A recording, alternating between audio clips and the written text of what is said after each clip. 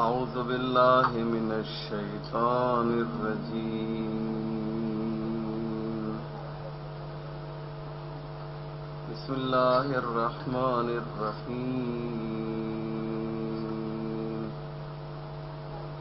الحمد لله رب العالمين، والصلاة والسلام والتحية والإكرام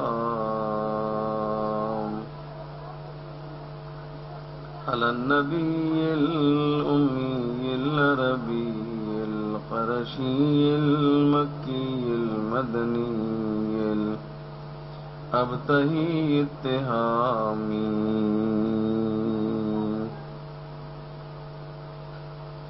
صاحب الوقار والسكينة المدفون بأرض المدينة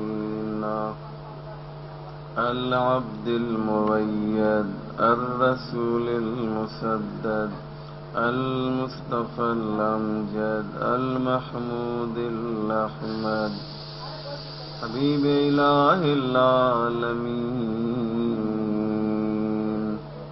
وخاتم النبيين وسيد المرسلين وشفيع المذنبين ورحمة للعالمين مولانا أبي القاسم محمد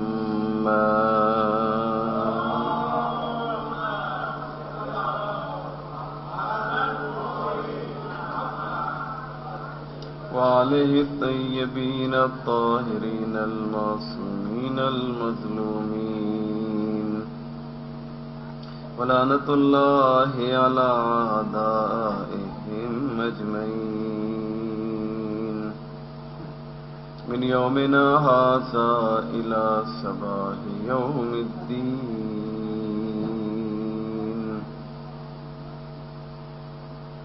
رب اشرح لي صدري ويسر لي أمري واحلل عقدة من لساني يفقهوا قولي. أوصيكم عباد الله نفسي بتقوى الله. أما بعد فقد قال الله سبحانه تبارك وتعالى وقوله الحق. بسم الله الرحمن الرحيم. الرجال قوامون على النساء. صلوات محمد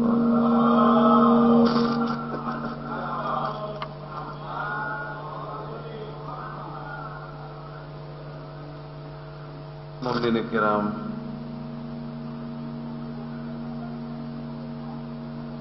ایک ایسے موضوع کو لے کر آپ کی خدمت میں حاضر ہوا ہوں کہ جس کا بیان کرنا آج کی اس پرآشوب دنیا میں بہت ہی لازم اور ضروری ہے، کیونکہ آج جو مشکلات ہیں، جو پریشانیاں ہیں، وہ بہت زیادہ اگر آپ غور کریں تو اس کا تعلق انسان کی گھریلو زندگی سے بھی ہے. معاشرہ اور اس کی اصلاح، سماج اور اس کی کامیابی، اس کا دار و مدار اور انحصار انسان کی ازدواجی زندگی پر ہے. وہ سماج اور وہ معاشرہ کامیاب ہے کہ جہاں پر ازدواجی زندگی بہتر ہو اور صحیح طریقے سے یہ سلسلہ آگے بڑھ رہا ہو. جو بات مجھے عرض کرنا ہے وہ یہ ہے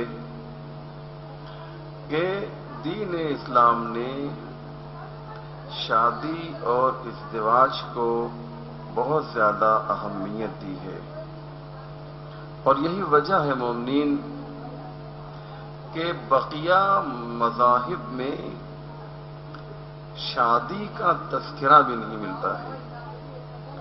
آپ ان کی مذہبی کتابوں کو لیجئے تو آپ دیکھیں گے کہ وہاں پر شادی کرنے کے سلسلے میں دور دور تک کوئی حدیث، کوئی گفتگو، کوئی کلام نہیں ملے گا، لیکن دین اسلام نے اس شادی کو اتنی اہمیت دی ہے کہ قرآن کی مختلف آیتیں آپ کو ملیں گی، ائمہ معصومین کے اقوال ملیں گے، پیغمبر اسلام کی حدیثیں ملیں گی، اور بہت سی حدیثیں آپ سنتے رہتے ہیں۔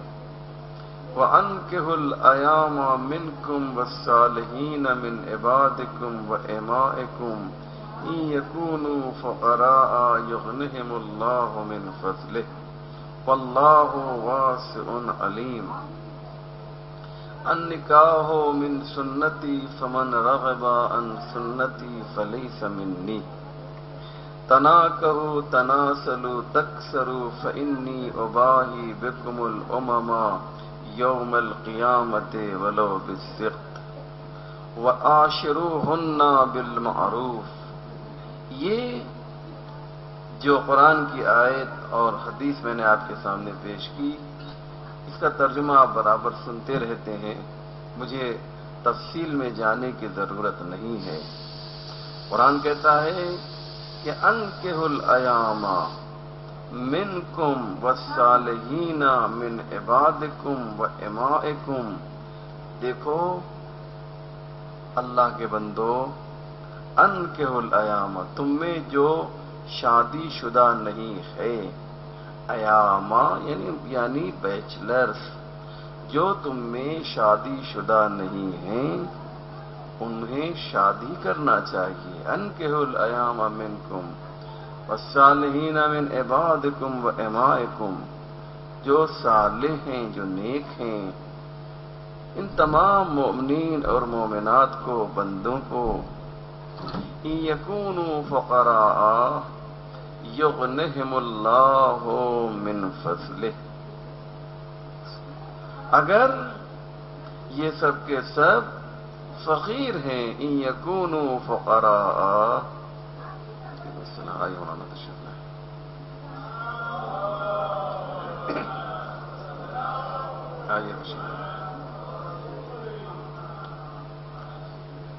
ان یکونوا فقراء یغنہم اللہ من فضلہ، اگر یہ لوگ جو شادی اس لیے نہیں کر رہے ہیں کہ تنگ دست ہیں، مالی اعتبار سے کمزور ہیں، انہیں یہ ہم بتانا چاہتے ہیں، خدا کہتا ان یکونوا فقراء، اگر یہ فقیر ہیں تو یغنہم اللہ من فضلہ، اللہ اپنے فضل سے انہیں مالدار بنا دے گا، انہیں بے نیاز کرے گا، بشرطے کہ شادی شریعت کے دائرے میں ہو۔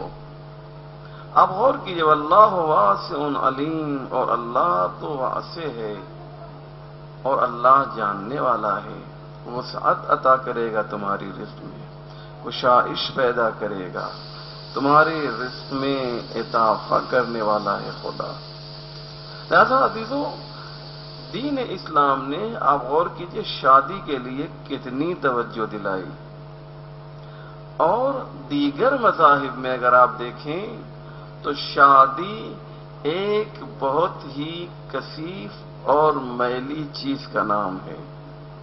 یہ جو بات میں کہہ رہا ہوں یہ ہوا میں نہیں ہے، آپ ان کے جو پرسٹ ہیں یا ان کی جو کتابیں ہیں اگر آپ مطالعہ کریں تو وہ شادی کو بالکل ہی گندی چیز سمجھتے ہیں۔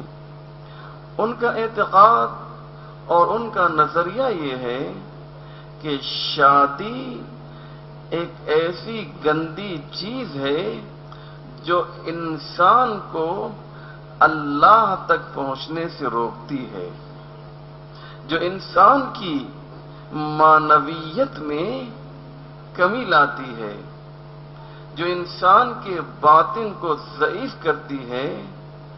اگر تمہیں شکتی چاہیے، اگر تمہیں پاور چاہیے، تو پھر تمہیں شادی نہیں کرنا چاہیے۔ توجہ کیجیے گا عزیزو۔ چنانچہ اگر آپ دیکھیں تو یہ جو ننس ہیں یا جو پادری ہیں، فادرز، یہ شادی کیوں نہیں کرتے؟ اس لیے کہ ان سے پوچھیے بھائی آپ شادی کیوں نہیں کرتے ہیں، تو وہ آپ کو یہ جواب دیں گے کہ اگر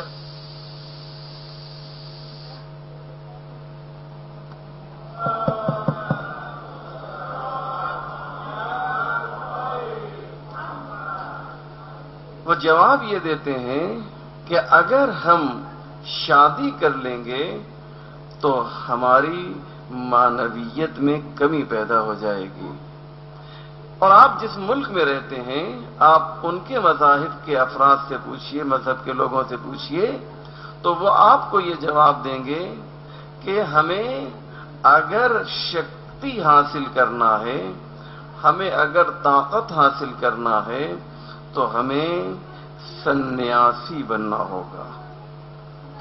بہت سے آشرم ہندوستان میں آج بھی پائے جا رہے ہیں کہ جہاں پر بہت سے لوگ آپ کو آشرم میں ملیں گے جنہوں نے شادیاں نہیں کی ہیں اور جو بوڑھے ہو چکے ہیں۔ شہر بنارس کو آپ لے لیجئے، وہاں پر ایک آشرم ایسا ہے کہ جہاں پر وہ لوگ رہتے ہیں، وہ پریسٹ رہتے ہیں کہ جو شادی کے لیے سوچ بھی نہیں سکتے ہیں۔ لیکن ان سے پوچھا گیا بھائی آپ ایسا کیوں کرتے ہیں، تو انہوں نے کہا کہ نہیں، شادی ایک میلی اور کثیف اور گندی چیز کا نام ہے جو ہمیں ہمارے ایشور تک پہنچنے سے روک دیا کرتی ہے، جو ہمیں اللہ تک پہنچنے سے روک دیا کرتی ہے، جو ہمارے ایمان کو جلا کر راکھ کر دیا کرتی ہے۔ یہ ان کا نظریہ ہے جو یہ کہتے ہیں کہ شادی جلا ایمان کو ختم کر دیتی ہے، لیکن دین اسلام یہ کہتا ہے من تزوج فقد احرز نصف دینہ، اگر تم شادی کرو گے تو تم آدھا ایمان حاصل کر لو گے۔ آپ غور کر رہے ہیں؟ جہاں پر یہ تصور ہے، جس سماج میں، جس سوسائٹی میں یہ تصور ہے کہ شادی ایمان کو ختم کر دیا کرتی ہے، ایسے ہی ماحول میں دین مبین اسلام آگے بڑھتا ہے اور کہتا ہے من تزوج فقد احرز نصف دینہ، اگر کوئی شادی کرتا ہے تو اسے آدھا ایمان مل جاتا ہے، فَلْيَتَّقِ اللَّهَ فِي النِّصْفِ الْآخَرِ، اور اسے چاہیے کہ آدھے ایمان کو تقوی اور پرہیزگاری سے حاصل کرے۔ یہ حدیث ہے عزیزو۔ پہچانا آپ نے دین کو؟ دین ہمیں ماڈرن بناتا ہے۔ ہمارے خلاف ایک پروپیگنڈا یہ بھی کیا جاتا ہے، ہمارے خلاف ایک پروپیگنڈا یہ بھی کیا جاتا ہے کہ ہم لوگ بہت ہی بیکورڈ ہیں، دنیا سے کنارہ کشی اختیار کرتے ہیں، دنیا سے دوری اختیار کرتے ہیں۔ یاد رکھیے گا، جتنی تاکید دین اسلام نے دنیا کو حاصل کرنے کے لیے کی ہے، اتنی تاکید کسی اور مذہب اور کسی اور دھرم نے نہیں کی ہے۔ دین اسلام کی خواہش یہی ہے کہ انسان اور مسلمان دنیا کو حاصل کرے۔ کیوں؟ اسلامی نظریہ یہ ہے کہ جب تک تم دنیا کو حاصل نہیں کرو گے، اپنے دین کو کامیاب نہیں کر سکتے ہو۔ دین کی کامیابی کا انحصار، دین کی کامیابی کا دار و مدار حقیقت میں دنیا پر ہے۔ اگر کوئی شخص سنیاسی بن کر جنگل میں چلا جائے اور وہاں جانے کے بعد پتوں پر زندگی بسر کرے، پتے کھائے اور پتے پہنے، اور وہاں پر یہ کہے کہ میں جھوٹ نہیں بولتا ہوں، تو یہ کون سا کمال ہے؟ جب جنگل میں کوئی رہتا ہی نہیں ہے تو پھر جھوٹ بولنے کا سوال ہی کیا ہے؟ کمال یہ ہے کہ تم اس دنیا میں، سماج میں اور معاشرے میں زندگی بسر کرو اور اس طریقے سے اپنے کو گزار لو بقول مولا علی کے کہ تمہارے داہنی طرف بھی، بائیں طرف بھی، سامنے بھی، پیچھے بھی، ہر طرف گناہوں کے کانٹے لگے ہوئے ہیں اور تمہارے دوش کے اوپر ایک معمولی سا نرم کپڑا ہے۔ تم خود کو اس طریقے سے ان کانٹوں کے درمیان سے نکال لو کہ کانٹے بھی نہ تمہیں چبھیں، تمہارے کپڑے میں بھی کوئی نقصان پیدا نہ ہو سکے۔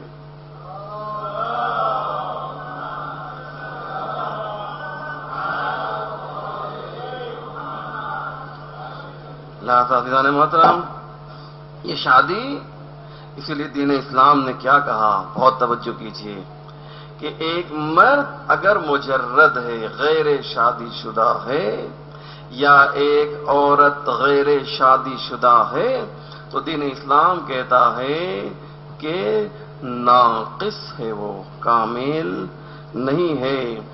مرد اگر شادی نہیں کرتا ہے تو ناقص، عورت اگر شادی نہیں کرتی ہے تو ناقص ہے، ناقص ہے۔ ایسے لوگ جو شادی نہیں کرتے، حدیث سنیے، حدیث سنیے، ایسے لوگ جو شادی نہیں کرتے ہیں، حدیث ہے، میں پورے دعوے کے ساتھ پیش کر رہا ہوں، معاف کیجیے گا، ان کے پیشاب سے زمین فریاد کرتی ہے۔ اب اس طرح کیا چاہیے آپ کو؟ دین اسلام کو ماڈرن بنانے کے لیے دین اسلام کتنا ماڈرن ہے، آپ نے غور کیا عزیزو؟ لہذا یاد رکھیں گے، مرد ہوں یا عورت ہوں، جو غیر شادی شدہ ہوتے ہیں، جو مجرد ہوتے ہیں، جو بیچلر ہوتے ہیں، آپ جانتے ہیں نا عزیزو کہ یہ تحقیق ہے کہ یہ ایسے لوگ اعصابی بیماریوں میں مبتلا رہتے ہیں، ڈپریشن کا شکار رہتے ہیں۔ شادی کیوں؟ اس لیے کہ جب انسان اپنی جنسی خواہشات کو دبائے گا تو یہ دوسرے اعتبار سے گناہوں میں مبتلا ہو جائے گا۔ اسلام چاہتا یہ ہے، دین چاہتا یہ ہے کہ ہم اس طریقے سے زندگی بسر کریں کہ ایک پرسکون ماحول ہمیں مل سکے۔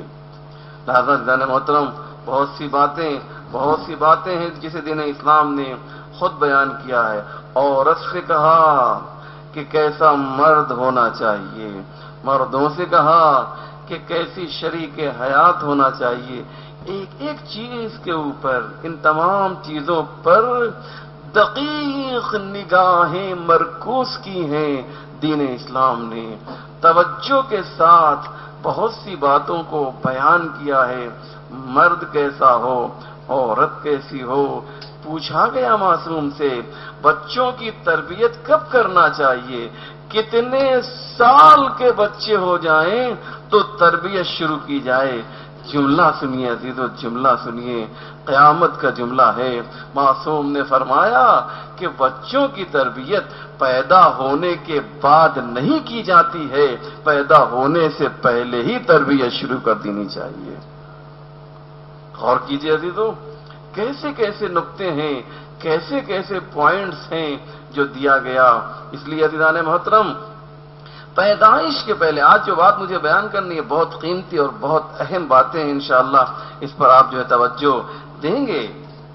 معصوم سے پوچھا گیا کب تربیت کی جائے، کہا تربیت پیدا ہونے کے بعد نہیں کہ 2-4 سال 5 سال کے ہو جائیں، اب UKG اور LKG میں جانے کے لائق ہو گئے ہیں، اب ان کی تربیت کیجئے۔ نہیں، بچوں کی تربیت آپ کو ان کی پیدائش سے پہلے کرنا چاہیے۔ اچھا، ہر چیز معصوم نے بیان کی ہے، لیکن ہم نے اسے استعمال نہیں کیا ہے. یہ ہماری کمی ہے، ان میں کوئی کمی نہیں ہے. جو جہاں دیر ہو چکی ہے، لیکن جہاں دیر نہیں ہوئی ہے وہاں کے ان لوگوں کے لیے یہ میں بات پیش کرنے جا رہا ہوں جو بہت ہی امپورٹنٹ ہے. آپ سب نے ایک بچے کا نام سنا ہوگا، شاید ہی کوئی ایسا ہو جس نے اس بچے کا نام نہ سنا ہو. ایران کا بچہ ہے، اس کا نام ہے محمد حسین طباطبائی. جمہوریہ اسلامی ایران کا 5 سال کا بچہ ہے. اب 5 سال کا نہیں رہ گیا، لیکن جب تھا، میں بھی اس سال 97 میں جب حج پر گیا تھا تو اس بچے نے اتنا کمال کیا. آپ جانتے ہیں کہ وہاں کے جو اخبارات ہیں وہ ہمارے حمایت میں کبھی لکھ ہی نہیں سکتے ہیں، سوچ ہی نہیں سکتے. لیکن جب سعودی عرب میں گیا اور وہاں کے میں نے پیپرز دیکھے، اخبار دیکھے، نیوز پیپر، تو اس میں ہر پیپر میں اس بچے کے فضائل بیان کیے گئے تھے. مجبور ہو گئے. دیکھیے مولا علی فرماتے ہیں الفضل ما شہدت بہ الاعداء، فضیلت یہ ہے جس کا اعتراف دشمن کر لے. دشمن جس کا اعتراف کر لے.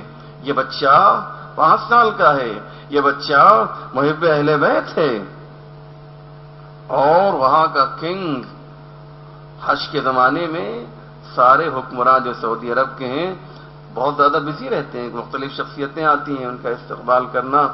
اور ایسے ماحول میں کنگ فہد نے 2 گھنٹے اس بچے سے بات کی. اس کی خاصیت کیا ہے؟ 5 سال کا بچہ، پورا قرآن اسے حفظ ہے. پورا قرآن، اس کے لیے پورا قرآن یاد کرنا کوئی بہت بڑا کمال نہیں ہے. کیوں؟ جو چیزیں اس میں اور پائی جاتی ہیں وہ 29 چیزیں اور بھی ہیں. قرآن یاد کرنا اس کے کمالات میں سے ایک کمال ہے. باقی 29 چیزیں کیا ہیں وہ سب آپ سن چکے ہیں. مجھے ایک انٹرویو اس کے باپ کا آپ کے سامنے پیش کرنا ہے کہ اس کے باپ نے جو انٹرویو دیا وہ کیا ہے. پورا قرآن، کوئی بھی سوال آپ کیجئے، کوئی بھی کوشچن کیجئے، وہ جو ہے جواب دینے کے لیے تیار ہے قرآن کی آیتوں سے. سوال آپ کا کمپیوٹر کے بارے میں ہو، سوال آپ کا کہ دنیا کے کسی اور امور کے بارے میں ہو، سوال آپ کا مریخ کے بارے میں ہو، سوال آپ کا چاند کے بارے میں ہو، کسی بھی اعتبار سے سوال کیجئے وہ قرآن کی آیتوں میں جواب دیتا ہے. جب کنگ فہد نے کہا کہ جب جانے لگا اس نے 2 گھنٹے تک سوالات، مختلف سوالات کیے اور اس نے قرآن کی آیتوں میں جوابات دیے، تو کہتا ہے کہ آپ میرے لیے کچھ کہنا چاہتے ہیں؟ اس نے کہا ہاں، آپ کے لیے میں قرآن کی یہ آیت پڑھوں گا، قل لا اسألکم علیہ اجرا الا المودۃ فی القربى.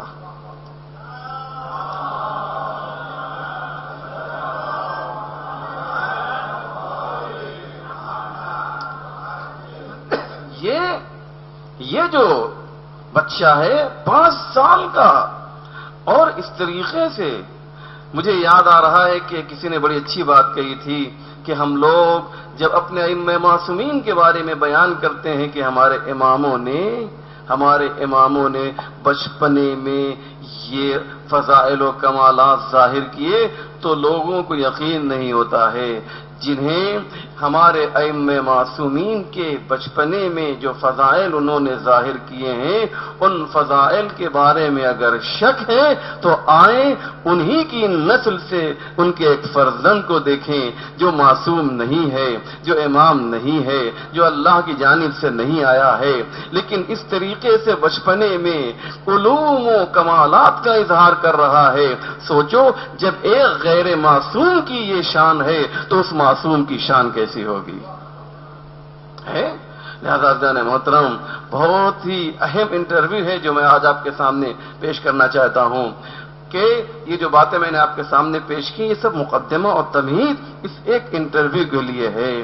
وہ اس سے پوچھا گیا، ان کے والد بزرگوار سے پوچھا گیا بچے کے کہ آپ یہ بتائیے کہ یہ کوئی میراکل ہے، یہ کوئی معجزہ ہے جو اس بچے کے ذریعے ظاہر ہو رہا ہے 5 سال کی عمر میں اتنا کچھ.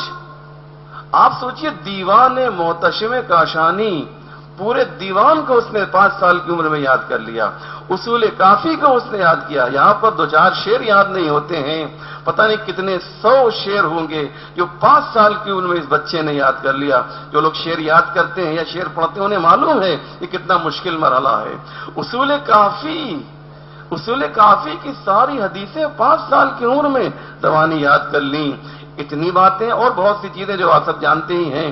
تو پوچھا گیا اس کے بعد سے خطبہ جمعہ کے ذریعے، خطبہ جمعہ کے پلیٹ فارم سے یہ انٹرویو میں آپ کے لیے اس لیے پیش کر رہا ہوں کہ یہ بہت ہی ضروری ہے، اور میں ایک وقت کی تلاش میں تھا کہ وہ موقع ملے کہ میں اس اہم انٹرویو کو آپ کے سامنے پیش کروں عزیزو. اور آج کل کے زمانے میں اس انٹرویو کی اہمیت کچھ زیادہ ہی ہو جاتی ہے. کیوں زیادہ ہو جاتی ہے آپ خود فیصلہ کریں گے کہ اس انٹرویو کی اہمیت کیا ہے.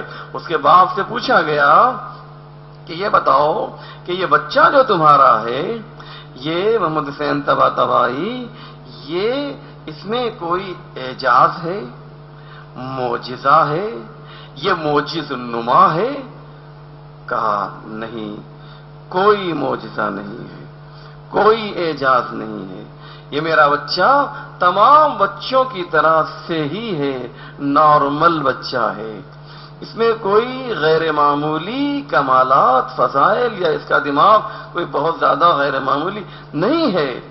تو کہا پھر اتنا کچھ اسے؟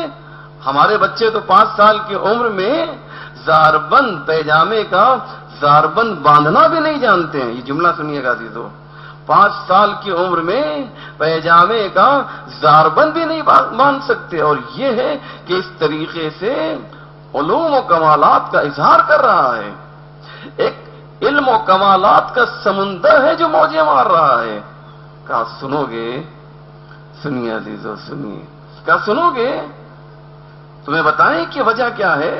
کہا کہ ہم نے تربیت کا انتظام، جملہ سنیں گے عزیزو، ہم نے تربیت کا انتظام ائمہ معصومین کے اقوال کی روشنی میں کیا ہے. کیا جملہ میں نے کہا عزیزو؟ آپ بہت ہی اہم یہ جملہ ہے، اسے آپ غور کریں، اسے گہرائی میں اتریں. ہم نے اس کی تربیت کا انتظام ائمہ معصومین کے اقوال کی روشنی میں کیا ہے. ہم سمجھتے یہ ہیں بچہ جب پیدا ہو جائے، چند سال کا ہو جائے، کچھ بولنے لگے، تب اس کی تربیت شروع کی جائے نا، یہی خیال ہے نا ہمارا. لیکن اس بچے کے والد کیا کہتے ہیں سنیں عزیزو. جب ہماری شادی ہوئی، جملہ سنیں عزیزو توجہ کیجئے گا، جب ہماری شادی ہوئی تو شادی کے بعد سے ہم دونوں نے سب سے پہلا معاہدہ یہ کیا کہ گناہ کرنا تو بہت دور کی بات ہے، گناہ کا تصور بھی ہم نہیں کریں گے. یہ فرسٹ اسٹیپ ہے، یہ پہلا مرحلہ ہے، یہ تربیت اولاد کا پہلا قدم ہے. ہم لوگوں نے یہ تصور کیا، یہ خیال کیا، یہ معاہدہ کیا کہ کہ گناہ کرنا تو بہت دور کی بات ہے، ہم لوگ گناہ کا خیال بھی نہیں لائیں گے. دیکھیے گناہ نہ کرنا آسان ہے، لیکن گناہ کا خیال بھی نہ لانا یہ بہت مشکل مرحلہ ہے. اب اپنے ایمان کو کتنا مضبوط کرنا ہوگا. میں نے کہا جن کے ساتھ جو گزر گیا واقعہ، لیکن ان کے لیے جہاں پر چانسز ہیں، ابھی جو جوان موجود ہیں وہ بہت توجہ کے ساتھ سنیں. گناہ کا تصور بھی نہیں کریں گے، گناہ کا خیال بھی نہیں کریں گے. اس کے بعد ہم نے کیا کیا، ایک پلان بنایا کہ اس بچے کو پروردگار عالم تیری کتاب کا ترجمان بنائیں گے. ترجمان سمجھتے کسے بولتے ہیں؟ کتاب کا ترجمان سمجھتے ہیں کسے بولتے ہیں؟ انگلش میں اس کو بولتے ہیں اسپوکس پرسن. ہر ملک کا ایک ترجمان ہوتا ہے. ملک میں کیا ہو رہا ہے، کیسے ہو رہا ہے، وہ ٹی وی پہ آتا ہے اور آ کے بتاتا ہے کہ صاحب ہمارا نظریہ یہ ہے. تو وہ اس ملک کا اسپوکس پرسن ہوتا ہے، وہ اس ملک کا ترجمان ہوتا ہے. توجہ کریں گے عزیزو. یہ جو ہے اس نے کہا کہ ہم اس بچے کو ہم نے یہ خیال کیا، یہ تیاری کی کہ اس بچے کو قرآن کا ترجمان بنائیں گے، اسپوکس پرسن آف قرآن، اس قرآن کا ترجمان بنائیں گے۔ بہت عجیب بات ہے عزیزو، اور اس کے لیے ہم نے کوشش کیا کی؟ اب تیسرا نظریہ سنیے، تیسرے جو قدم مرحلہ بلکہ کہا جائے، تیسرا مرحلہ یہ کہ اس بچے کو ہم حافظ قرآن بنائیں گے۔ اس کے لیے کرنا کیا ہوگا؟ اس کے لیے کرنا یہ ہوگا کہ ابھی بچہ شکم مادر میں نہیں آیا ہے، اور ہم ابھی سے قرآن کریم کی تلاوت شروع کریں گے، اور ان آوازوں کو اور ان نغموں کو اپنے کانوں تک نہیں پہنچنے دیں گے، اپنی فکروں تک نہیں پہنچنے دیں گے، اپنے شعور تک نہیں پہنچنے دیں گے۔ یہ تیسرا مرحلہ۔ اس کے بعد توجہ کریں گے عزیزو، چوتھا مرحلہ کہتے یہ ہیں کہ جب یہ، اور کہ ہم نے پھر کیا کیا کہ صرف اور صرف گھر میں اگر کوئی آواز سنائی دے گی تو وہ صرف اور صرف قرآن کی آیتوں کی آواز ہوگی، یا ائمہ معصومین کے اقوال پیش کی پڑھے جائیں گے، یا مجالس حسین ہوگی وغیرہ وغیرہ، یعنی فالتو آوازیں گھر میں سنائی نہیں دی جائیں گی۔ جو بھی آواز ہوگی وہ مذہبی آواز ہوگی عزیزو۔ چنانچہ کہا اس کے بعد ہم ابھی بچہ شکم مادر میں نہیں آیا ہے، لیکن ہم نے کیا کیا؟ ہم نے قرآن کی آیتوں کی کیسٹ ہر وقت گھر میں لگا رکھی ہے، اور ہم خود بھی جب بھی وقت ملا، جب بھی فرصت ملی، ہم نے قرآن کو اٹھایا ہم دونوں نے، اور قرآن پڑھنا شروع کر دیا، قرآن کی تلاوت شروع کر دی۔ توجہ کیجیے گا عزیزو، قرآن پڑھنا شروع کر دیا، یہاں تک کہ جب یہ بچہ شکم مادر میں آیا تو 24 گھنٹوں میں جب بھی وقت ملا ہم نے قرآن پڑھا۔ یہ بچہ پیدا ہو گیا، ہم نے قرآن کی تلاوت کی۔ یاد رکھیے گا، آج کی نئی اور لیٹسٹ سائنس جو کہتی ہے وہ یہ ہے کہ بچہ جب ماں کے شکم میں ہوتا ہے تو وہ آوازوں کو سنتا ہے اور اس سے متاثر ہوتا ہے۔ اسلام نے پہلے یہ کہا تھا کہ جب بچہ شکم مادر میں ہو تو ماں باپ سے یہ کہا تھا کوشش کرو کہ ایسے الفاظ کا استعمال کرو کہ جس کا اچھا اثر بچوں پر پڑے۔ اگر گالم گلوج، اگر ناچ گانا، میوزک، موسیقی جیسی چیزیں تم اسے سنو گے تو اس کا اثر بچوں پر پڑے گا۔ وہ بچے جو شکم مادر میں ہیں، ہم یہ سوچتے ہیں یہ بچہ جو ہے سنتا نہیں ہے، یہ بچہ سمجھتا نہیں ہے۔ قرآن کہتا ہے سورہ دہر میں فَجَعَلْنَاهُ سَمِيعًا بَصِيرًا، یہ سمجھتا بھی ہے، یہ سنتا بھی ہے جو شکم مادر میں ہے۔ لہذا عزیزان محترم، بہت ہی اہم مسئلہ، جلدی میں گفتگو کو مکمل کر دوں۔ انہوں نے کہا اس کے بعد جب بچہ پیدا ہو گیا تو ہم نے صرف اور صرف قرآن کی تلاوت کی۔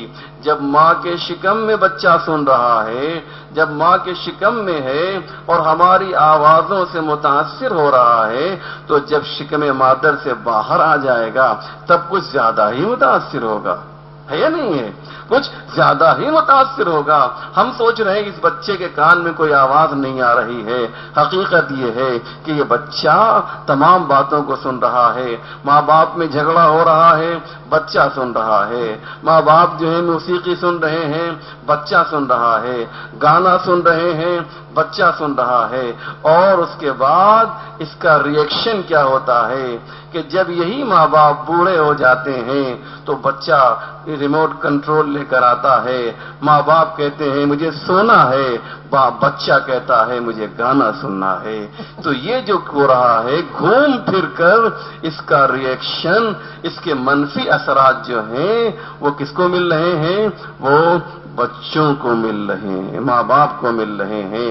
لہذا عزیزان محترم، یہ جو انٹرویو جس کا میں نے خلاصہ آپ کے سامنے عرض کیا وہ یہی ہے۔ انہوں نے کہا ہم نے اس طریقے سے قرآن کو اپنی زندگی کے لیے نصب العین بنا لیا، مشعل راہ بنا لیا۔ ہم نے قرآن کو اس طریقے سے اپنے ذہنوں میں، اپنے شعور میں اس طریقے سے بسا لیا کہ اگر کچھ بھی نکل رہا ہے تو وہ قرآن کی آیتیں ہیں۔ نتیجہ یہ ہوا کہ 5 سال میں ہمارا بچہ فقط حافظ قرآن نہیں بلکہ معلم قرآن بن گیا، ترجمان قرآن بن گیا۔ لہذا اس کے لیے جو چیز بہت ضروری ہے عزیزان محترم وہ یہی ہے۔ اب آخر کلام میں اتنی بات مجھے عرض کر لینے دیجئے کہ یہ سب چیزیں کب ہوں گی، یہ تمام چیزیں کب ہوں گی؟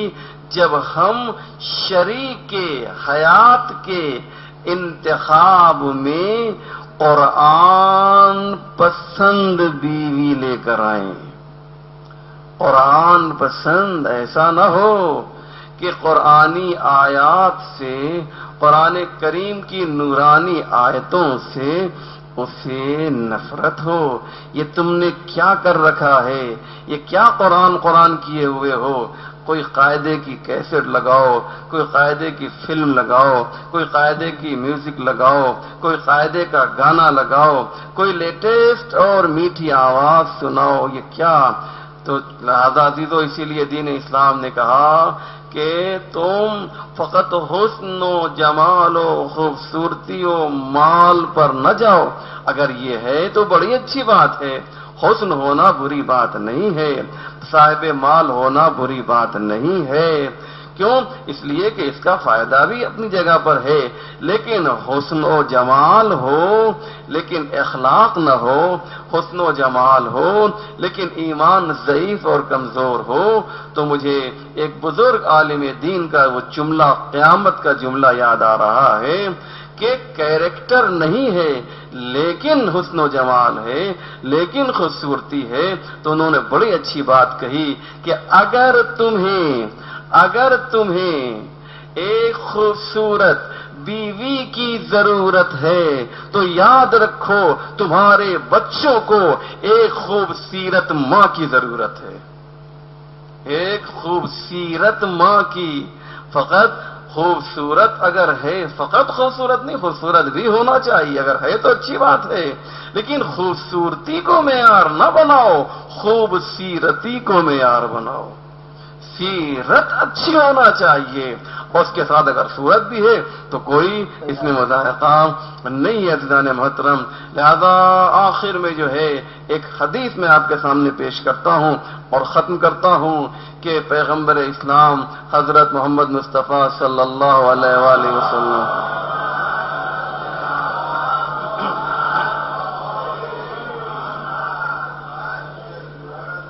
فرماتے ہیں کہ گندگیوں کی، جملہ سنیں عزیزو، پیغمبر اسلام کا ہے یہ، گندگی پر اگنے والی سبزیوں سے پرہیز کرو،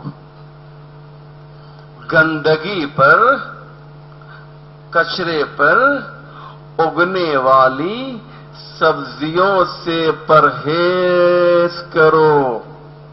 پوچھا گیا یا رسول اللہ، یا کیا کہہ رہے ہیں کہ کچرے اور گندگیوں پر اگنے والی سبزیوں سے پرہیز کرو، یہ کون سی سبزی ہے؟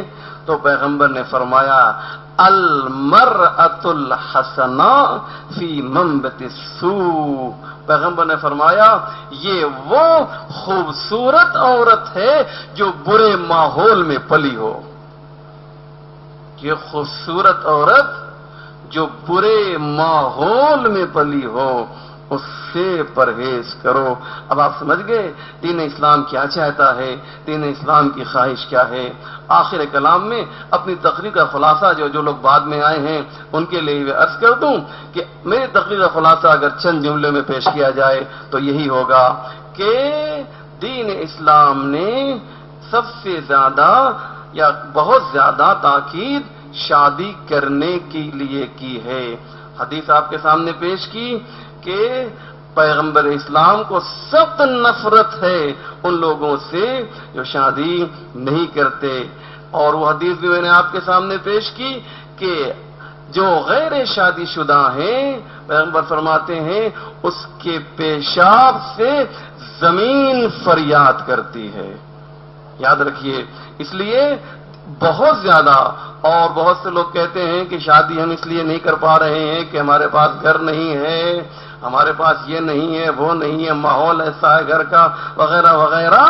تو اس کے لیے قرآن نے ہمیں مطمئن کیا، وَأَنكِحُوا الْأَيَامَ مِنكُمْ وَالصَّالِحِينَ مِنْ عِبَادِكُمْ وَإِمَائِكُمْ إِنْ يَكُونُوا فُقَرَاءَ يُغْنِهِمُ اللَّهُ مِنْ فَضْلِهِ وَاللَّهُ وَاسِعٌ عَلِيمٌ. دیکھو شادی اس لیے نہیں کر رہے ہو کہ پیسہ نہیں ہے، تمہیں قرآن پر اعتماد نہیں ہے، تمہیں قرآن پر بھروسہ نہیں ہے، شادی اس لیے نہیں کر رہے ہو تو یاد رکھو ان یکونوا فقراء یغنہم اللہ من فضلہ، اگر تمہیں مالی مشکلات کا سامنا کرنا پڑ رہا ہے، تم اس اعتبار سے کمزور ہو، تو اللہ یہ گارنٹی لیتا ہے کہ تمہیں اپنے فضل سے وہ بے نیاز کر دے گا. لہذا شادی کی اہمیت اسلام میں بے انتہا ہے.